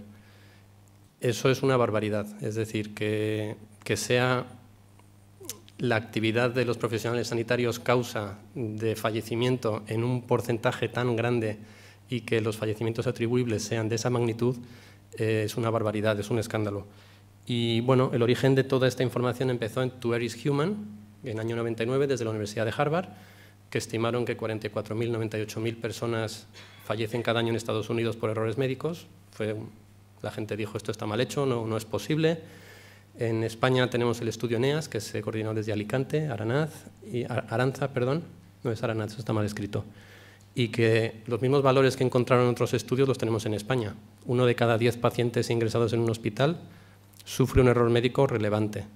Es mucho más peligroso ingresar en un hospital que volar en avión, muchísimo más peligroso. Y a veces no somos conscientes. Las aseguradoras alemanas también hace 2 años sacaron esta estimación, 19.000 fallecimientos al año en Alemania, que también es una barbaridad. Y cuando se analizan las causas de por qué se producen esos errores, la mayor parte de las veces concluimos que no es un problema de un profesional sanitario, del enfermero, del médico, que comete un error por falta de conocimiento, por ignorancia, sino que en hospitales la mayor parte de las veces es un problema de comunicación. No sé si os acordáis del niño en Galicia hace unos años que falleció porque la madre dio a luz y entonces el ginecólogo, pues como había un sangrado uterino, indicó ponerle vasoconstrictor y la enfermera habitual no estaba porque estaba de baja, le cubría un auxiliar de clínica que no suele poner tratamientos y que probablemente no deba poner esos tratamientos y puso el tratamiento, pero en vez de ponérselo a la madre, se lo puso al niño y el niño falleció. Y bueno, ha habido mucha reflexión porque hay muchos casos como ese y el médico probablemente la comunicación fue correcta. Dijo lo que dice todos los días, varias veces, y su enfermera lo entiende perfectamente. Ahora, cuando has cambiado el profesional, resulta que igual la comunicación no era adecuada para ese otro profesional que estaba en ese momento ahí. Y como los profesionales somos tantos y estamos tan cambiantes con la nueva estructura sanitaria y los recortes y los ajustes, y al final son esos errores que aparentemente no son culpa de nadie, pero que tienen consecuencias muy nefastas. La pregunta es, ¿por qué hemos llegado a esta situación? Y hay como 3 elementos muy importantes. El primero que ya ha comentado Boy, que es que hemos pasado de patologías agudas, curables, a patologías crónicas relacionadas con estilo de vida, que no son curables, sino que son cuidables, y por tanto un servicio de urgencias no puede dar respuesta a una hipertensión arterial, no puede dar respuesta a un desajuste de la glucosa, porque son patologías crónicas y tenemos un sistema preparado para agudos. En segundo lugar, nuestros profesionales sanitarios están a veces metidos en la hiperespecialización y ven al paciente a través de un canuto. Entonces, a veces vamos al cardiólogo, me encuentro mal y te dicen, no, su corazón está muy bien. Ya, pero yo no me encuentro bien. Bueno, pues pruebe en otro sitio, ¿no? Entonces vas al neurólogo y te dice, no, no es de neurología. Hasta que al final llegas o al de familia o al internista, que tiene una visión más amplia, pero a veces tendemos a la hiperespecialización. Y en tercer lugar, estamos en una coyuntura económica que todos conocemos y que influye, porque si el personal es más ajustado, el volumen más ajustado y los tipos de especialidades son más ajustados, cuando estamos en un momento valle todo más o menos funciona, pero cuando llega un pico por una gripe estacional o por algo parecido, pues a veces el sistema no tiene esa capacidad de absorber y en ese entorno de estrés, de presión asistencial, de volumen, es muchísimo más fácil cometer errores. ¿Cómo pueden trabajar juntos si no se han formado y no se forman juntos? Voy a poner un vídeo resumen que realizó FUNCAS hace unos meses. FUNCAS es una fundación de cajas de ahorros de España que tiene una rama especializada en salud, aspectos económicos y aspectos de salud. ¿Cómo formar a los profesionales sanitarios para la triple meta de mejor salud, mejores cuidados y menores costes? Con la EIP. Introducción. Nunca hemos disfrutado de una atención sanitaria de tanta calidad como ahora, y nuestra esperanza de vida ha aumentado. No obstante, los errores médicos son un problema. Un 23% de los ciudadanos de la Unión Europea dice haber sufrido un error médico. En Estados Unidos son la tercera causa de muerte tras las enfermedades cardiovasculares y el cáncer. Los errores médicos pueden reducirse mejorando la colaboración entre los profesionales sanitarios. El modelo de prestación tradicional con el médico en el centro como responsable de explorar, diagnosticar y tratar a los pacientes ha quedado anticuado. Actualmente, la gestión de las enfermedades crónicas exige una atención colaborativa, con el paciente informado en el centro y los profesionales sanitarios trabajando en conjunto a su alrededor. La evolución de nuestras necesidades asistenciales hace necesaria una transformación de la formación de los profesionales sanitarios. En los países industrializados, la formación médica sigue basándose en el informe Flexner desde hace más de 100 años. La buena noticia es que disponemos de una senda efectiva para transformar la formación médica, la educación interprofesional o EIP. La EIP tiene como objetivo que proveedores de distintos ámbitos de la salud interactúen y aprendan los unos de los otros para mejorar la colaboración y la calidad de los cuidados. ¿Por qué es útil la EIP? La importancia de la EIP parte de la premisa de que el cuidado colaborativo equivale a un mejor cuidado del paciente. Los equipos interprofesionales mejoran la calidad de los cuidados, reducen los costes, acortan el tiempo de estancia en el hospital y disminuyen los errores médicos. ¿Cómo funciona la EIP? La OMS ha identificado varios mecanismos para una educación interprofesional efectiva. La EIP debe adaptarse al contexto local. No obstante, existen diversos patrones y referentes. El Canadian Interprofessional Health Collaborative ha desarrollado un marco de competencias con 6 competencias clave necesarias para la práctica colaborativa: clarificación de funciones, funcionamiento en equipo, cuidados centrados en la comunidad, comunicación interprofesional, resolución interprofesional de conflictos y liderazgo colaborativo. Existen modelos de éxito que puede replicarse. Uno de los componentes claves de la EIP es un facilitador que motiva a los estudiantes, les marca objetivos realistas y gestiona sus interacciones. ¿Dónde se está utilizando la EIP? El reconocimiento internacional de la EIP data desde los años 80. Cuenta con el respaldo de muchos organismos importantes. Desde 2013 existe un Comité de Coordinación Mundial que apoya a la EIP. Si bien la importancia de la EIP es reconocida y valorada en todo el mundo, su implantación generalizada aún es limitada. Algunos resultados. Un reciente estudio analizó 25 experiencias con la EIP implementadas desde 2007. Los resultados revelaron que los estudiantes responden bien a la EIP y que sus actitudes mejoran, reportando aumentos de los conocimientos y habilidades colaborativos. También se encontró evidencia limitada, aunque creciente, relativa a cambios en los comportamientos y las prácticas organizativas, así como beneficios para los pacientes. Conclusiones. Aunque la EIP continúa creciendo, necesita ser apoyada. Entre los retos que afrontan para seguir evolucionando es apoyo organizativo, institucional y financiero. En resumen, la EIP es igual a mejor salud, mejores cuidados y menores costes. He puesto el vídeo porque creo que en 1 minuto y medio resume muy bien una visión general y un poco de dónde viene la IP. Pues yo creo que probablemente la primera pieza de la IP fue la reunión de Alma-Ata, organizado por la OMS, Organización Mundial de la Salud, donde se empezó a hablar de que no tenemos que hacer al paciente ir al hospital, al especializado, tenemos que empezar a llevar al sistema a la comunidad, donde vive el paciente, a su casa, a su barrio, y darle servicio donde realmente lo necesita. En el 2007 se creó un grupo de estudio en la OMS, dirigido por John Gilbert de Canadá. En el 2010 se publicó un Framework for Action on Interprofessional Education, que es como la Biblia de lo que es la educación interprofesional y por qué es tan importante. Y en las conclusiones, el primer párrafo dice una cosa que me parece llamativa, que la educación interprofesional jugará una estrategia innovadora para resolver o para mitigar la crisis económica mundial que estamos sufriendo.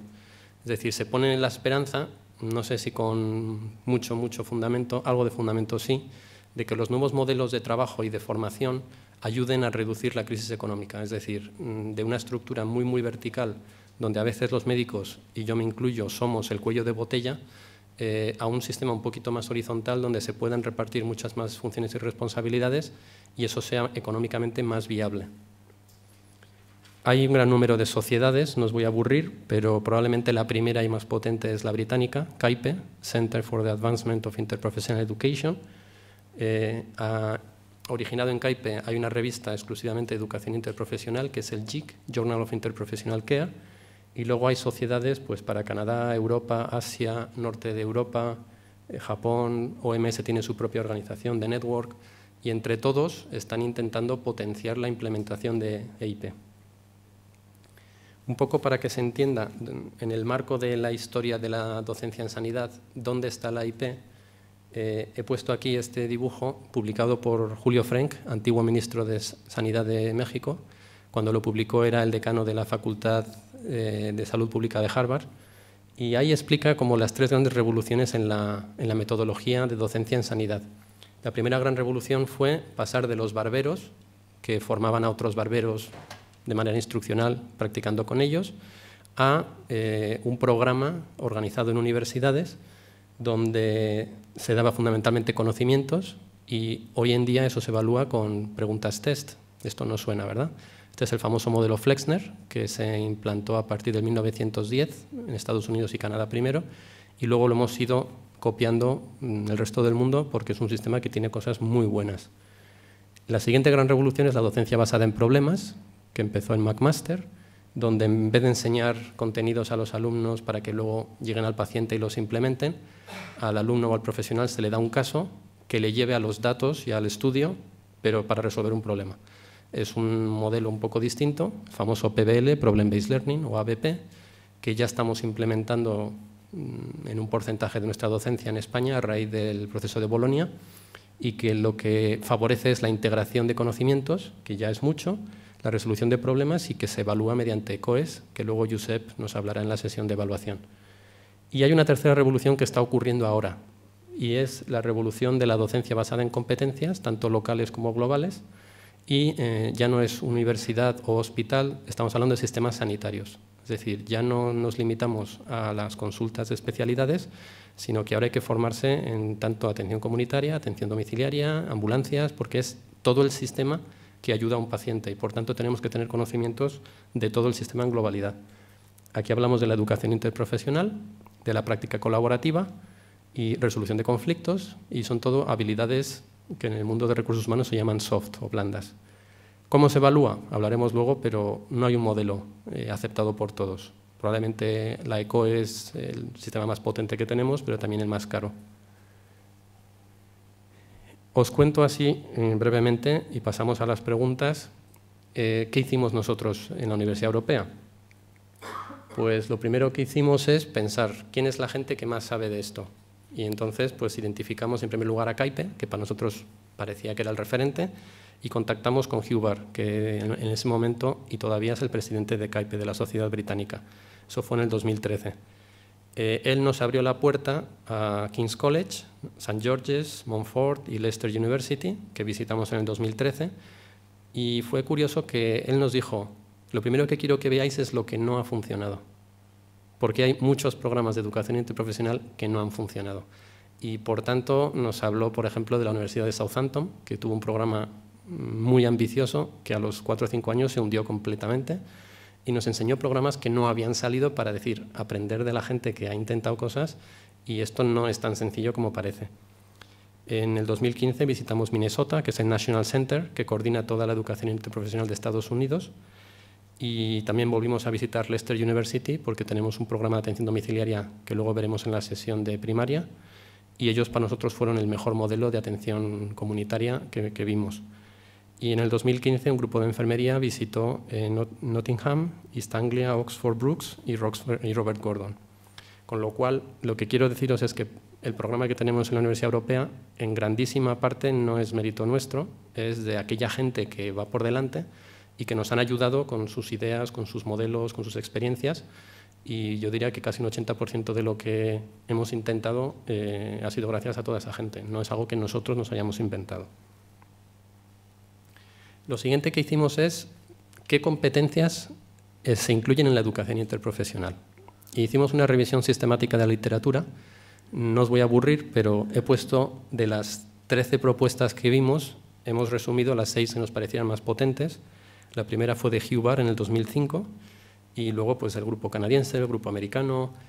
Y lo que hemos hecho es, de todas las propuestas, seleccionar aquellas que se proponen de manera más frecuente. Y son las 4 que veis a la derecha con números, que son comunicación, trabajo en equipo, roles, clarificación e interacción y práctica colaborativa.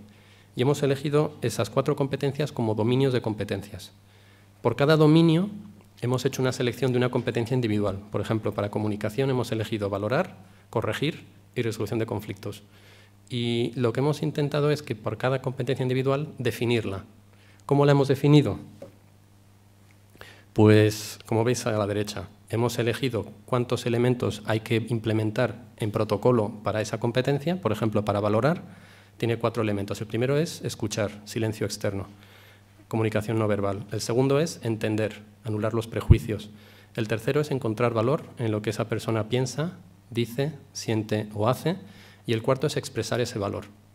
De manera que a los alumnos, los objetivos de aprendizaje y cómo les evaluamos es si en una escena de una película o en un role-playing son capaces de identificar si ha habido escucha externa, si ha habido un silencio interior, si ha habido encontrar valor y si se ha expresado.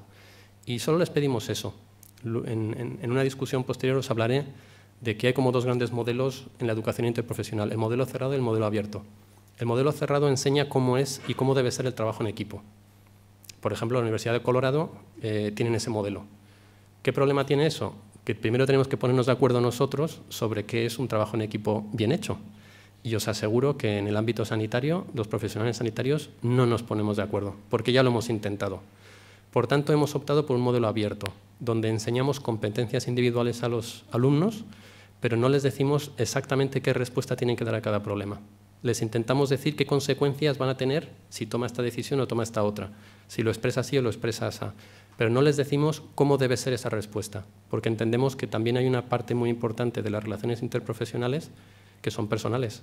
Hay gente que tiende a ser más autoritaria, hay gente que tiende a ser más colaboradora, y dentro del hospital se van a encontrar, y dentro de los centros de salud, se van a encontrar modelos de trabajo muy diversos. En algunos departamentos va a ser absolutamente vertical y autoritario, y tienen que aprender a trabajar en ese entorno, y en otros van a ser completamente horizontal, más en primaria que en hospitalaria, y por tanto también tienen que estar preparados para trabajar en ese entorno.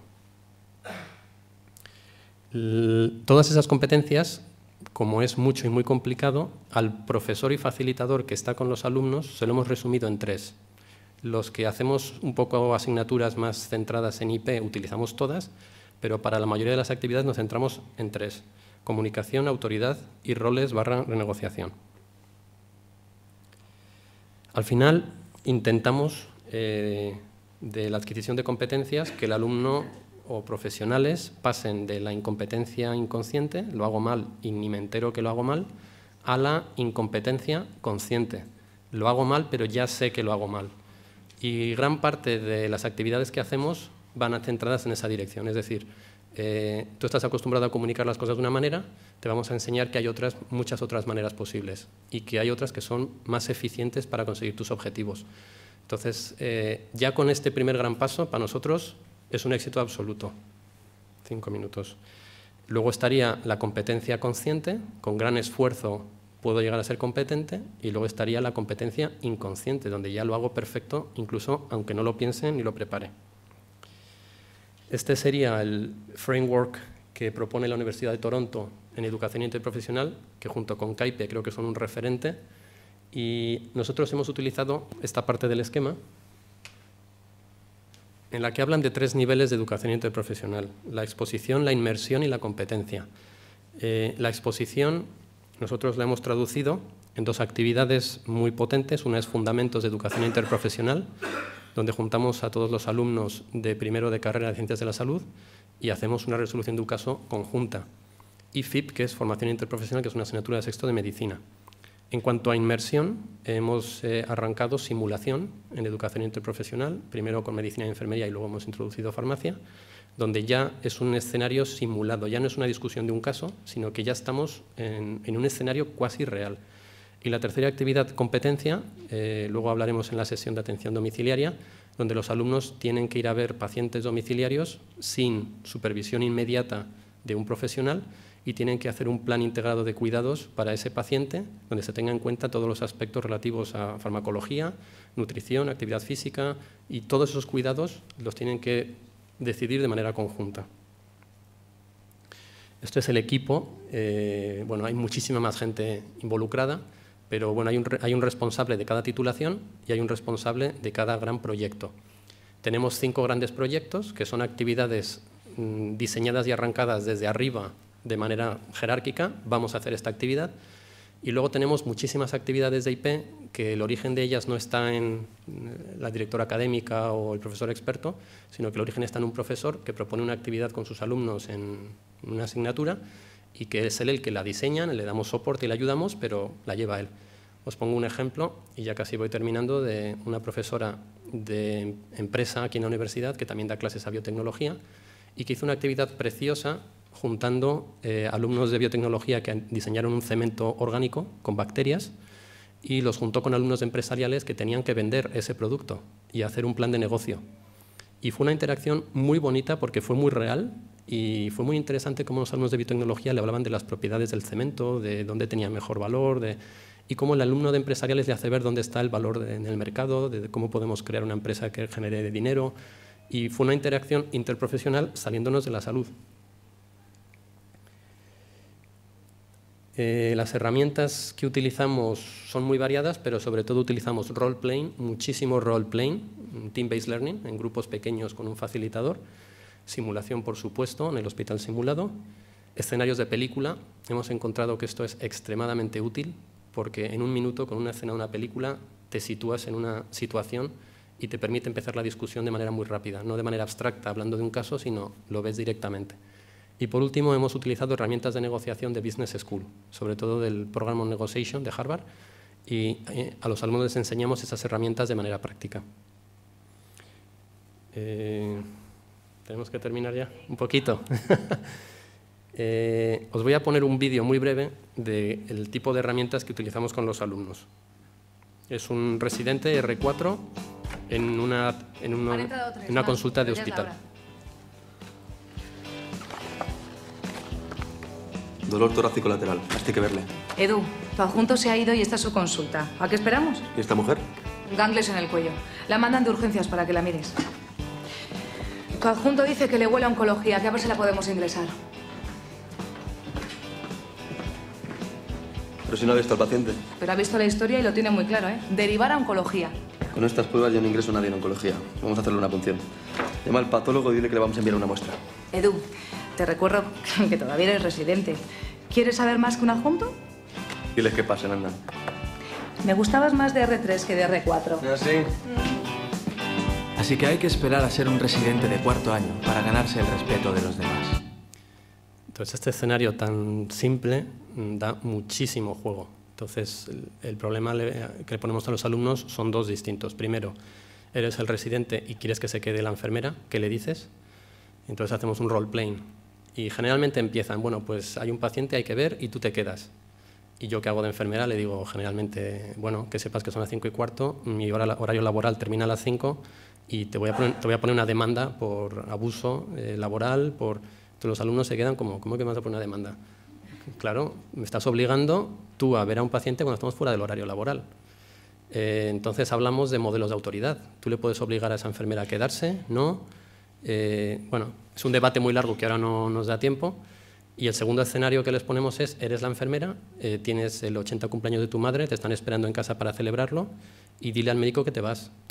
Y te vas a ir, ¿cómo se lo dices? Y ahí hablamos de temas de comunicación, de asertividad, de saber valorar, bueno, da para muchísimo esto. Hemos intentado presentar lo que hacemos para que nos den feedback sobre todo y bueno, hemos presentado en la AME 2 años, en el Congreso Mundial hemos presentado en los últimos 3, que ocurren cada 2 años. El último Congreso Mundial fue en Oxford, en septiembre de este año, y hemos presentado un póster, un workshop, un oral y 3 pósters. Y la verdad es que en parte el hacer las jornadas es porque conocemos mucha gente en el mundo haciendo cosas de IP y colaboramos con ellos y nos daba pena porque sabemos que hay muchas cosas que están ocurriendo en España, que hay muchos hospitales haciendo simulación para posgrado, que hay muchas universidades probando cosas nuevas de comunicación y de competencias y nos parecía que crear este foro para intercambiar experiencias era necesario y un poco por eso os hemos convocado. Publicamos un artículo sobre el impacto económico de IP con Hugh Barr en la revista de Funcas y lo presentamos en el ISE y bueno, nos invitaron a hacer una editorial sobre nuestro modelo de docencia con cine para el Journal of Interprofessional Care. Y termino de nuevo con toda la gente que colabora con nosotros. Esto lo sacamos en Oxford en septiembre, en el Congreso Mundial. Y bueno, y los que no estaban, pues he puesto la foto por ahí arriba. Habría que poner muchísima más gente, pero esto es un poquito como algunos de los que están empujando este programa. Y aquí me callo, Eva. Muchas gracias.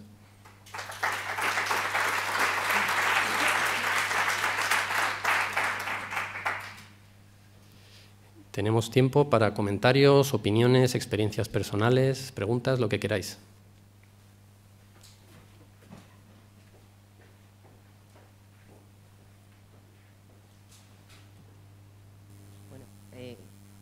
¿Se me oye? Sí. Bueno, Juanjo, enhorabuena, de verdad, me ha parecido brillante tu exposición, magnífica. Felicitaros por el trabajo tan excelente que hacéis, por la celebración de estas jornadas y a la universidad también por ponerlo, ¿no?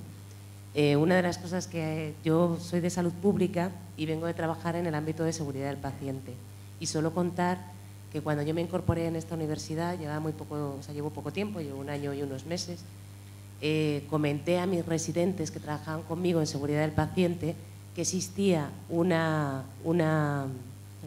educación interprofesional en nuestra universidad y lo vieron como un valor enorme. O sea, en el marco de seguridad del paciente, todo lo que has comentado, muchas veces pensamos que es solo a lo mejor más aprender una técnica concreta, pero los problemas de comunicación están en muchísimos eventos adversos, los problemas de falta de identificación de roles, etcétera, ¿no? Y solo, bueno, transmitir que yo cuando llegué, el hecho de que existiera, que nuestros alumnos de sexto de medicina lo tengan también como una asignatura, que se les forme, que tengan espacios de formación conjuntos, bueno, vamos, yo lo transmití como una cosa espectacular en la mejora y la importancia clave que tiene para la seguridad del paciente. Y solo felicitaros de verdad por vuestro trabajo. Muchísimas gracias.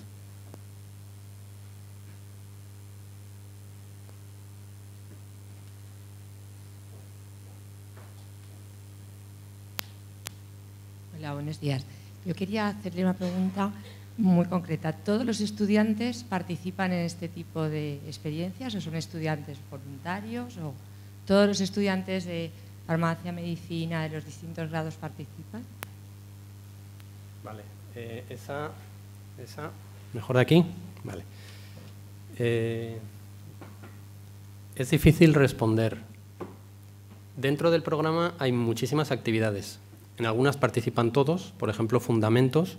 Fundamentos de Educación Interprofesional es una actividad que copiamos de Minnesota.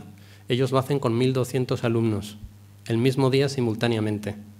Nosotros hemos llegado a 300, 320.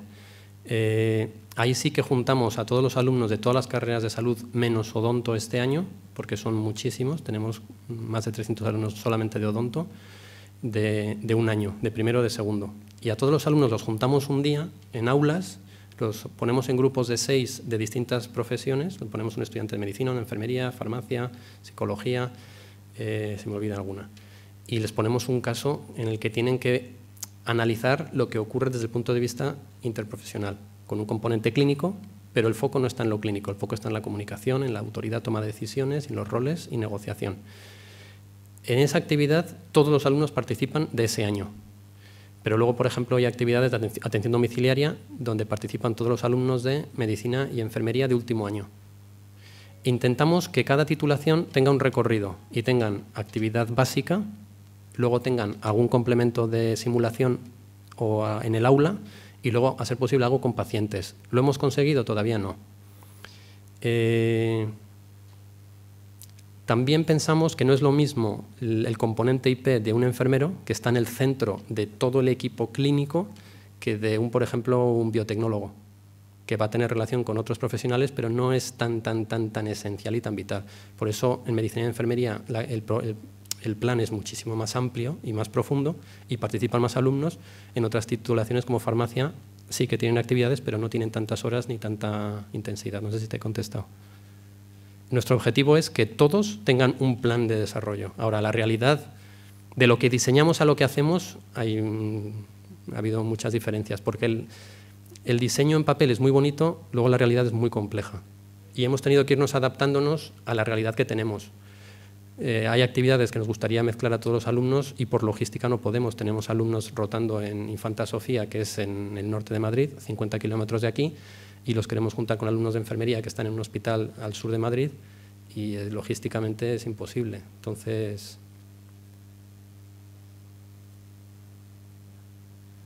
una pregunta más, me dicen.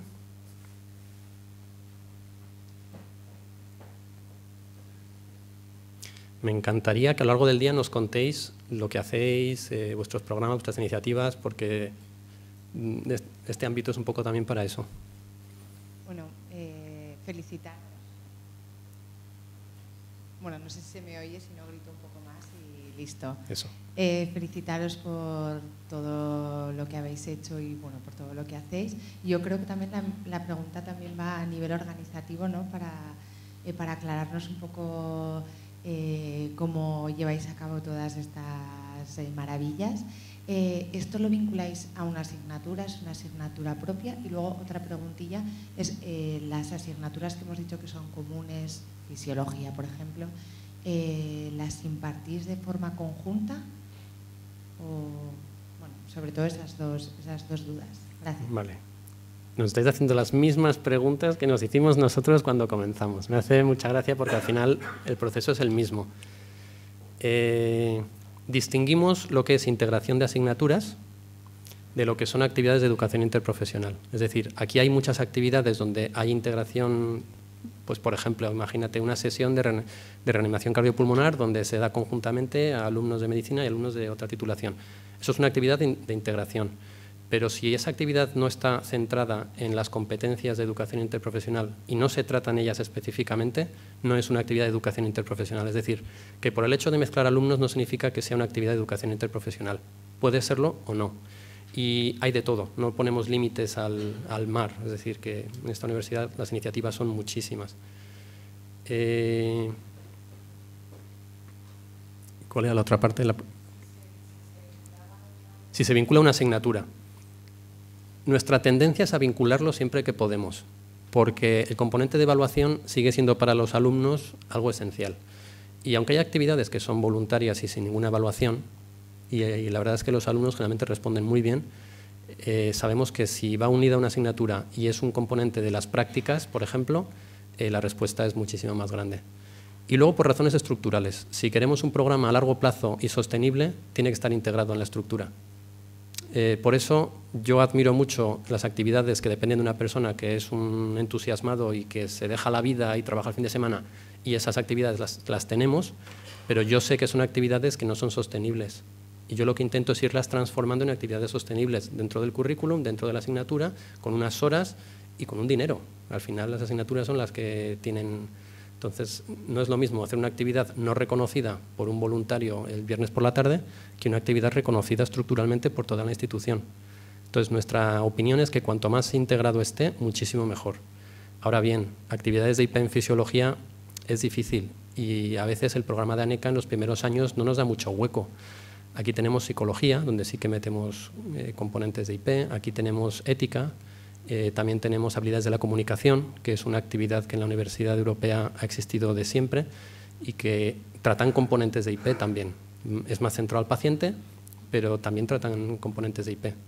Entonces sí que intentamos integrarlo siempre que podemos y nos deja la estructura.